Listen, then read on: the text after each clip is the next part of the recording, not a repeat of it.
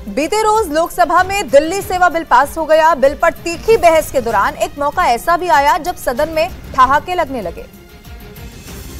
लोकसभा से जो तस्वीरें सामने आई उसमें गृह मंत्री अमित शाह AIMIM चीफ असदुद्दीन ओवैसी को जवाब देते वक्त हंसते हुए दिखाई दिए। विधानसभा बुलानी है नहीं है, ओवैसी जी आप मुगालते में हैं। इस दौरान ओवैसी ने भी गृह मंत्री से पूछ लिया कि आज सदन को बता दिया जाए कि वो किसकी टीम है। इस पर गृह मंत्री ने कहा, ऐसा है ओवैसी जी, मैं तो चाहता हूं आप अपनी स्वयं टीम बनाओ, आपके मुद्दे सबसे अलग हैं। जिस पर सभी सांसदों को हंसी आ गई। केंद्रीय गृह मंत्री अमित शाह ने दिल्ली सेवा बिल पर जवाब देते हुए दिल्ली की केजरीवाल सरकार पर गंभीर आरोप भी लगाए। गृह मंत्री अमित शाह ने कहा कि क्या आपने कोई ऐसी पार्टी देखी है जो अपने राज्य में विधानसभा का सत्र ही न बुलाए। अमित शाह ने कहा कि देश में एक असेंबली ऐसी है जिसका सत्र कभी समाप्त नहीं होता। अमित शाह ने कहा कि कैबिनेट के अधिकारों की बात करने वाली पार्टी ने 2020 में सिर्फ एक ही सत्र बुलाया। अब ये कैबिनेट की बात कर रहे हैं, भैया कैबिनेट बुलाते नहीं है, वही तकलीफ है दिल्ली की जनता को, तो बुलाते ही नहीं कैबिनेट। गृह मंत्री अमित शाह ने आंकड़ा भी गिनाया। अमित शाह ने कहा कि इसके बाद 2022 में भी आम आदमी पार्टी की सरकार ने एक ही सत्र बुलाया क्योंकि बजट पास कराना जरूरी था। और लोकसभा में दिल्ली सेवा बिल पर बोलते हुए गृह मंत्री अमित शाह ने विपक्षी दलों की एकता पर भी बड़ा हमला कर दिया।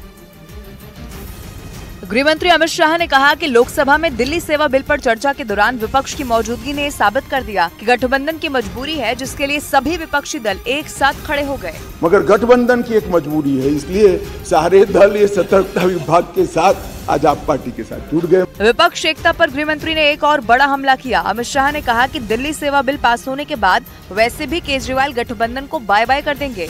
बिल पास होने के बाद वैसे भी आपका गठबंधन टूट जाने वाला है, केजरीवाल जी आपको बाय बाय कर देंगे। गृह मंत्री ने दावा किया कि विपक्ष चाहे कितना भी गठबंधन कर ले, 2024 में जीत बीजेपी की ही होगी।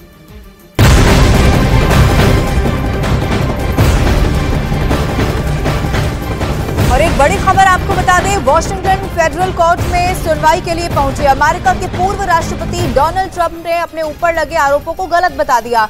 डोनाल्ड ट्रंप पर 2020 राष्ट्रपति चुनाव के परिणामों को पलटने और अपनी हार को जीत में बदलने का आरोप है। अब इस मामले में ट्रंप ने कोर्ट के सामने खुद को निर्दोष बताया है। कोर्ट 28 अगस्त को इस मामले में अब अगली सुनवाई करने वाला है।